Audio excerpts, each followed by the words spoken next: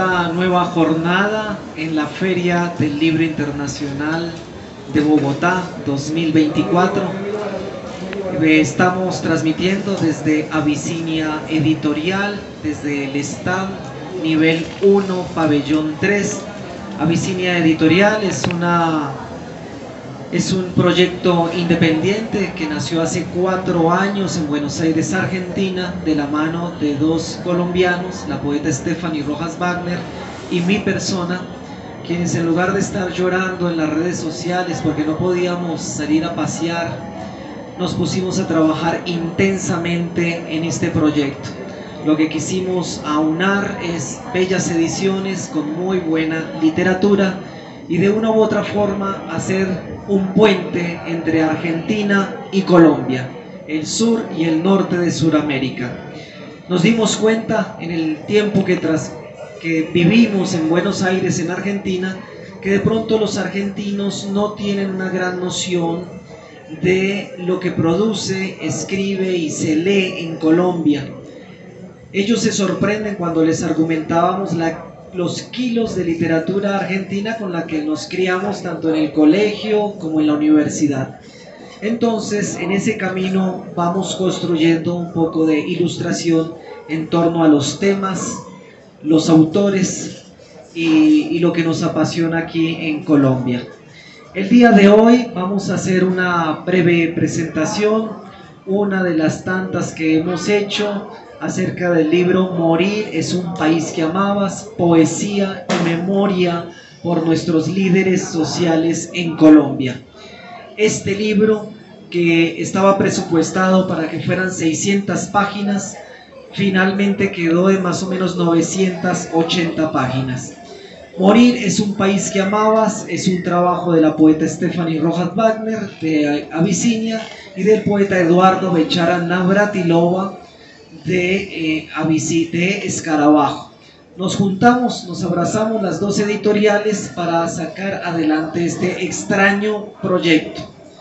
¿Por qué extraño? Porque se invitaron a 413 poetas para que le escribieran un poema a 413 líderes y lideresas asesinados en Colombia. Procederé a leer la contratapa, de la cual me hice cargo yo, pero además argumentarles que Morir es un país que amabas hace parte de una trilogía sobre la memoria y la violencia. Esa trilogía comenzó con Yo vengo a ofrecer mi poema, donde hicimos un llamamiento para que nos mostraran, nos ilustraran sus poemas sobre resistencia, sobre el tema de la resistencia, tema algo extraño hasta para nosotros como editores que lo lanzamos sin saber a ciencias ciertas qué integra la resistencia. De allí que hayamos encontrado poemas, por ejemplo, sobre los desaparecidos, sobre los feminicidios, sobre la muerte violenta en Colombia, sobre el derecho a la desobediencia, sobre la memoria, diferentes temáticas que fueron divididas allí en apartados. A ese primer llamamiento llegaron los poemas, nosotros hicimos una selección y luego nos dimos cuenta que faltaban voces tutelares de la literatura latinoamericana. De allí que hayamos invitado, por ejemplo, a Jorge Bocanera de Argentina, a Raúl Zurita de Chile, a Oscar Ham de Chile, a Yolanda Pantin de Venezuela, a María del Carmen Colombo de Argentina, a Gabriel Okunji de África, uno de los poetas más mencionados actualmente de los francófonos en África, y también hay voces indígenas, voces de los pueblos originarios en los 2 idiomas, y voces afrocolombianas y afrobrasileras.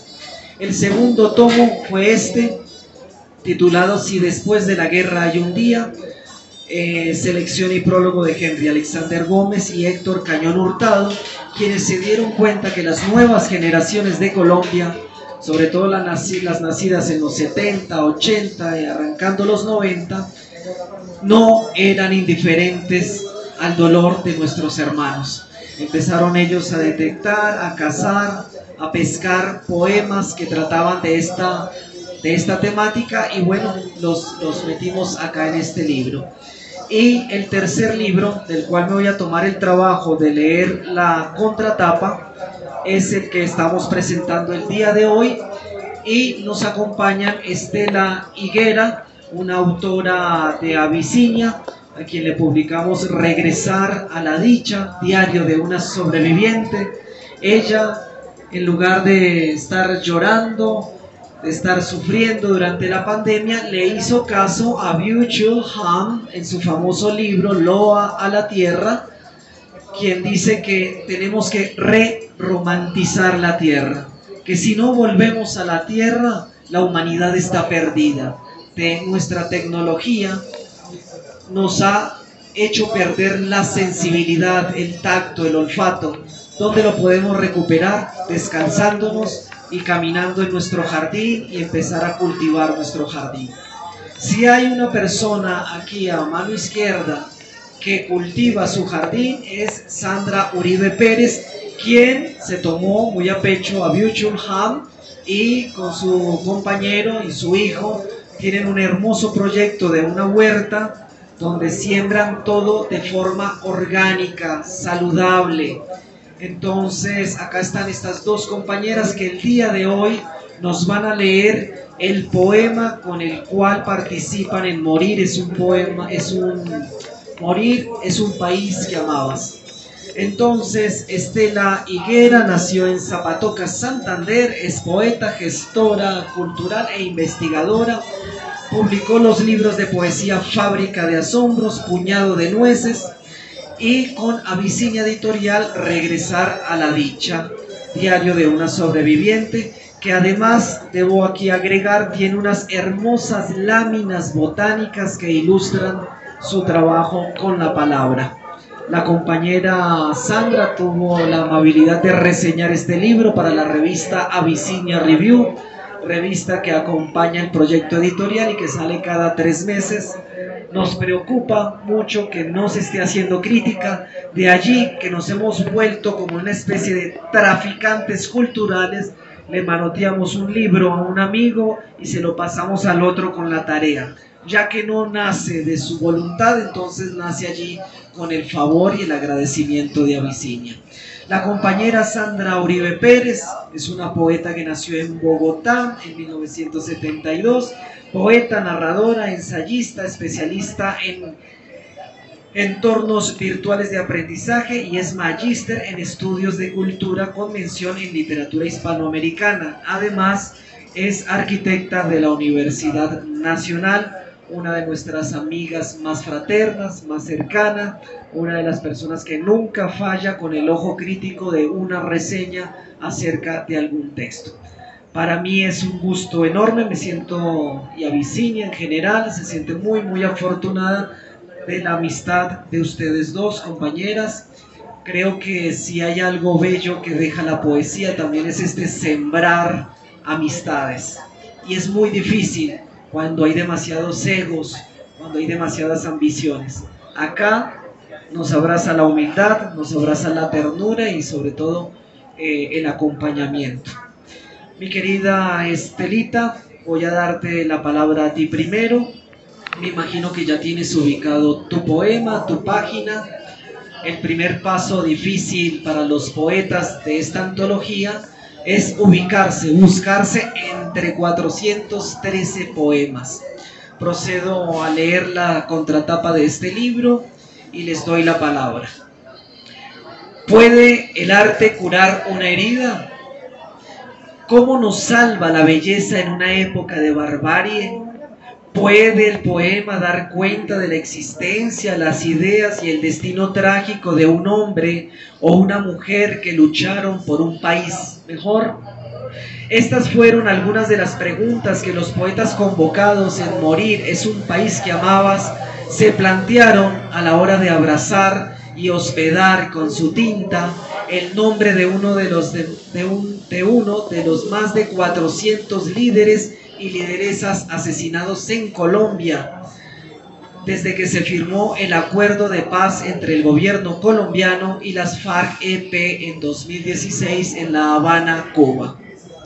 Quizás se escribe poesía para construir lenguaje, y tratar de asir una época. En este libro se escribió poesía también para dar esperanza. Anhelamos que el país y que los familiares de los hombres y mujeres que acá conjuramos con la palabra se sientan acompañados, porque ese fue el objetivo principal que alimentó a los dos antólogos de este proyecto, la poeta Stephanie Rojas Wagner y Eduardo Bechara Navratilova, quienes durante 4 años estuvieron golpeando a la puerta de otras sensibilidades para sugerir esta tarea extraña, incómoda y cuestionadora sobre su país y su estética. No hay nada más pesado que la compasión, ni siquiera el propio dolor es tan pesado como el dolor sentido con alguien, por alguien, para alguien, multiplicado por la imaginación, prolongado en 1000 ecos, escribió Milan Kundera, y esta fue una de las premisas que Morir es un país que amabas se propuso: mirar al otro y tratar de sentir su dolor y su ausencia para comprender nuestro destino. Las presentes páginas son un llamado a la ternura, al diálogo y a la reconciliación nacional. Es la poesía aportando a la paz, es la poesía proclamando un país antipatriarcal, antirracista y que mire a la madre tierra con respeto. Se une también de esta forma a las recomendaciones de la Comisión de la Verdad y dice con ella: hay futuro si hay verdad. Les decimos a los lectores: en la gran casa del poema hay espacio para la memoria, para el perdón, para los nadie. Les decimos a nuestros muertos y desaparecidos: escribir es un país que te ama. Estelita, te doy la palabra. Te agradecemos mucho si nos dices algo acerca del líder que escogiste, por qué lo escogiste, qué sentiste en esta tarea tan extraña de que estos dos antólogos golpearan a tu sensibilidad y te propusieran esta extraña consigna de escritura, y te agradecemos que finalmente leas tu poema. Mil gracias, Freddy, a Virginia y todo su equipo que tan gentilmente me invitaron a participar en esta maravillosa antología, porque esto sí me hace pues sentirme solidaria con tanto dolor, con tanta muerte en nuestro país. Gracias, Stephanie, por tu arte. Gracias también, Eduardo Bechara, y todos los aquí presentes que me escuchan. Gracias, Sandra Uribe, aquí presente, a quien he sentido también muy cerca al permitirme disfrutar pues de esa reseña en mi libro Regresar a la Dicha. El líder que yo escogí, Fernando Jaramillo Vélez, fue asesinado en Maceo, Antioquia, a raíz de que se negó a vender sus tierras para la minería ilegal, para la explotación ilegal de la tierra. Y entonces sentí mucho ese dolor, me uní solidariamente a esa protesta, a esa rebeldía que siempre me ha acompañado también, porque a mí me acompaña el amor a la tierra y el amor al cuidado de la tierra.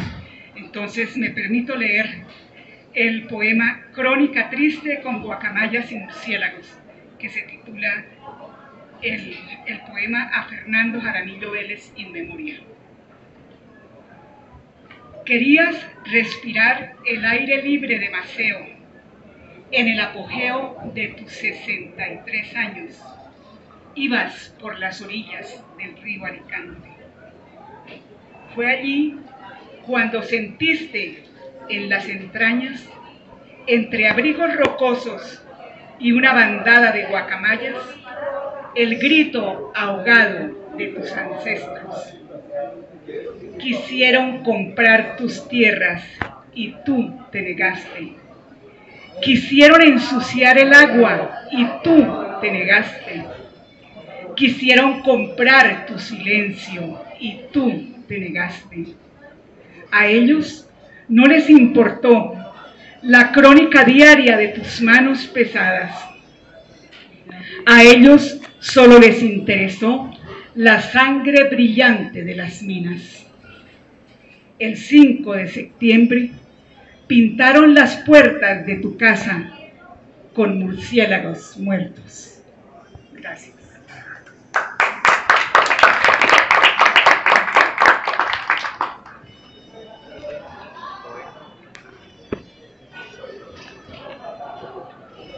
Muchas gracias, Estelita. Quería hacerte una pregunta mientras la compañera Sandra busca el poema que escribió. ¿Cuál fue la mayor dificultad de que te pusieran esa tarea de escribir un poema sobre un líder social?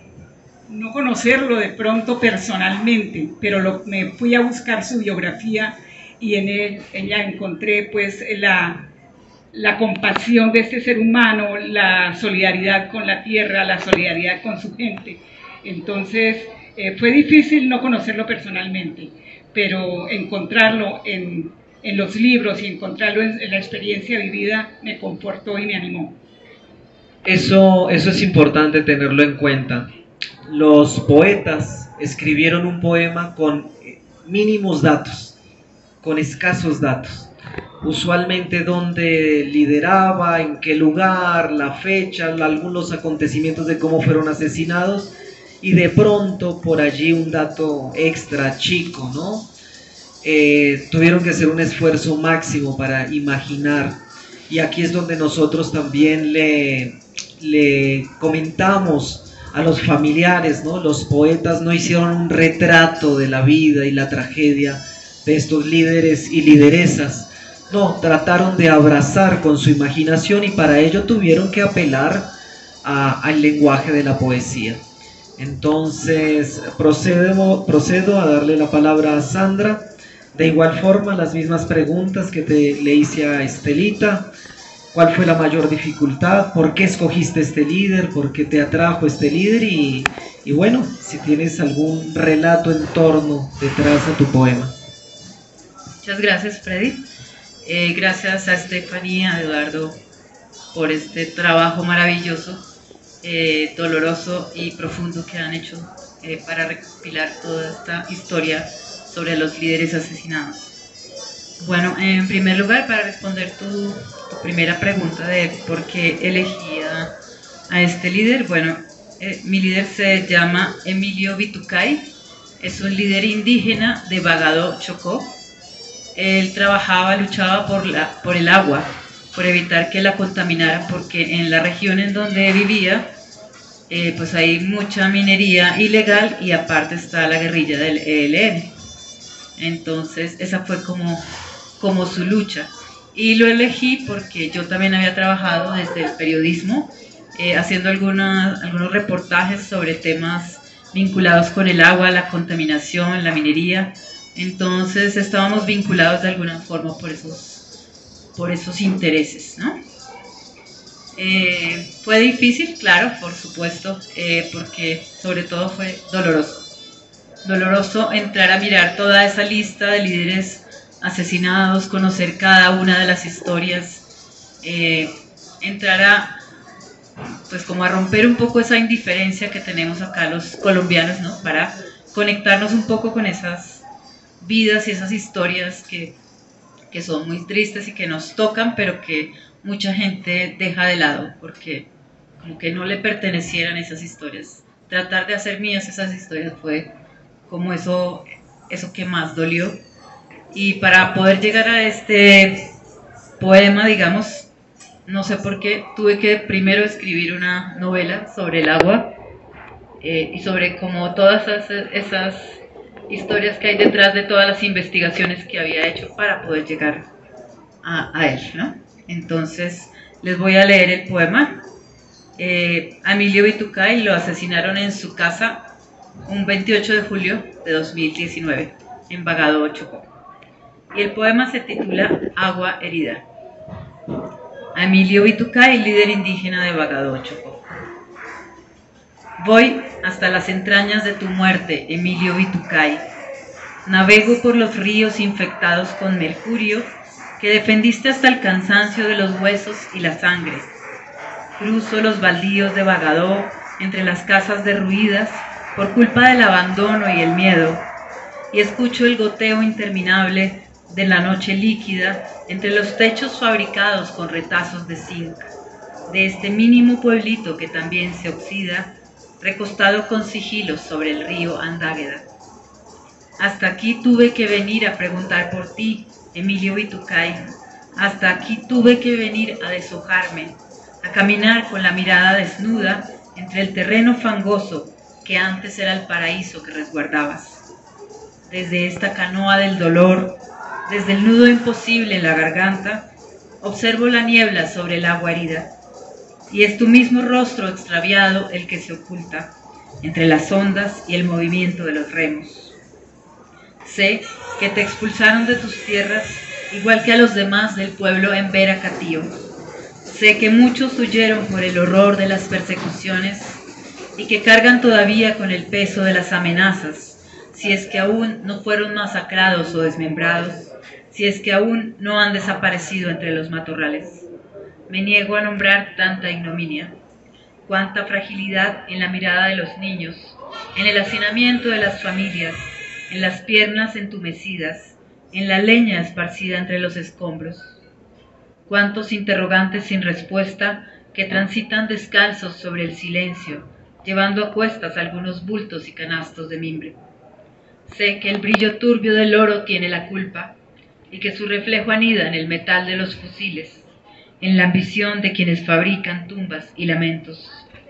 Ahora que al aire le falta tu respiración, ¿quién en Conondo, en Aguasal, en el resguardo de Taamí, peleará en tu lugar para evitar la desaparición forzada del agua? Y ese es el poema.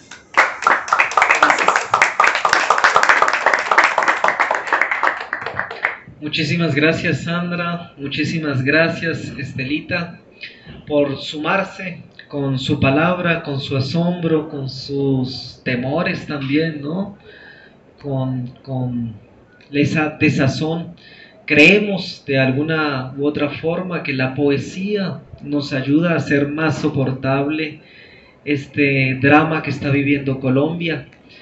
Este libro, Morir es un país que amabas, tuvo la gran dificultad que arrancó con 295 líderes y luego pasó a 315 y luego 350 y luego 400, luego 413. Es decir, era un libro que no quería más sangre, pero estaban llegando ríos de sangre. Y es un libro que comenzó en un momento donde los violentos creyeron que íbamos a estar más indefensos, ¿no? Durante la pandemia se agudizó el asesinato de los líderes. Estaban ellos allí en su casa. La mayoría de los asesinatos ocurren en sus casas. Cuando leíamos en voz alta todos los poemas con la compañera Stephanie Rojas Wagner, empezamos a darnos cuenta que de los departamentos de Nariño, Putumayo, Cauca, Antioquia, Córdoba, norte de Santander y Santander eran los departamentos donde más habían asesinado a líderes. Hay una desprotección allí tremenda. La mayoría de las personas asesinadas pertenecían a comunidades indígenas, también a muchas comunidades afrocolombianas. Es sorprendente cómo Nariño, Tumaco y la gente más humilde fue la más golpeada. Entonces, les agradecemos su presencia en la Filbo 2024. Gracias, Estela, gracias, Sandra, por esas voces femeninas, por ese sentir desde lo femenino que aporta de una u otra forma. Creo que abrazas a un hijo, de una u otra forma creo que abrazas a un hermano o a un padre, y estamos allí para dar ternura a través de la poesía. Les agradecemos su asistencia, su presencia. Los libros están disponibles el día de hoy. Por tratarse de una pequeña presentación, también tienen un pequeño descuento. Un abrazo y muchísimas gracias. Felicitaciones.